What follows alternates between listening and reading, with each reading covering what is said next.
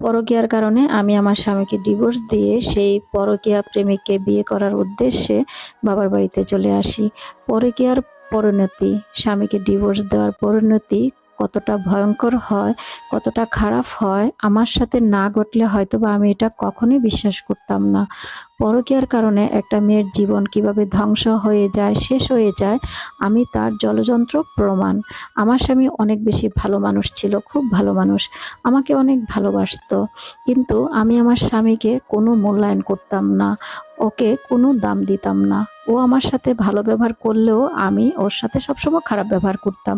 আমার সাথে খারাপ ব্যবহার করলে আমি তার সাথে কখনো কথা বলতাম না, অনেক বেশি খারাপ ব্যবহার করতাম। কিন্তু আফসোস কি জানেন, মানুষটা আমার সাথে কখনো খারাপ ব্যবহার করেনি, কিন্তু তারপরেও আমি তাকে এতটুকু মূল্য দেই নাই, এতটুকু ভালোবাসা দেইনি, সময় দেইনি। সব সময় তার উপর রাগ দেখাতাম, তাকে বিরক্ত লাগতো আমাকে দেখতে। তাকে আমি কখনো পছন্দ করতাম না, কখনো সংসারও করতে চাইনি। কিন্তু বিয়ের পর অনেক চেষ্টা করছিলাম যে সংসারটা টিকানোর।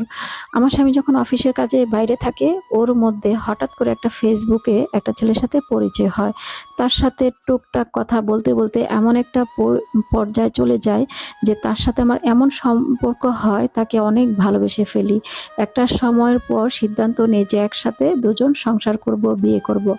এর মধ্যে আমার স্বামীর সাথে অনেক ঝামেলা তৈরি হয়, কোনো একটা ব্যাপারে ঝগড়া হয়।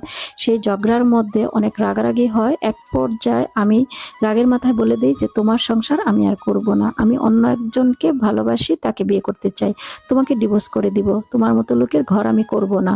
সে আমাকে বুঝিয়েছিল, দেখো রাগ অভিমান হবে তাই বলে সংসার ছেড়ে দিতে হবে, এমনটা করিও না। তুমি আমার সাথে থাকো, আমি তোমাকে ভালোবাসি, আমি তোমার সাথে সংসার করতে চাই।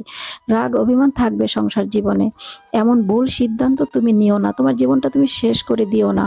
অনেকবার বোঝাইছিল, কিন্তু আমি তার বোঝ নেইনি। আমি আমার স্বামীকে ডিভোর্স দিয়ে বাবার বাড়িতে চলে আসি এবং সেখান থেকে যখন পরকীয়া প্রেমিককে সবকিছু খুলে বলি যে আমি আমার স্বামীকে ডিভোর্স করে দিছি, চলো আমরা বিয়ে করি, তখন সে সরাসরি বলে যে তুমি কি পাগল, তুমি বিবাহিত ছিলা, তোমার সাথে প্রেম পর্যন্তই ভালো, এভাবেই ভালো ছিলাম, তুমি কেন তাকে ডিভোর্স দিছো? আমি তো তোমাকে বিয়ে করতে পারবো না, কারণ তুমি একটা বিবাহিত, তার উপর এখন ডিভোর্সি, তোমাকে আমার পরিবার কখনো মানবে না। দেখো আমাকে এই ঝামেলার মধ্যে ফালাও না, আমাকে ভুলে যাও, আমি বিয়ে করতে পারবো না। সে সরাসরি আমাকে এই কথাগুলো জানিয়ে দিল।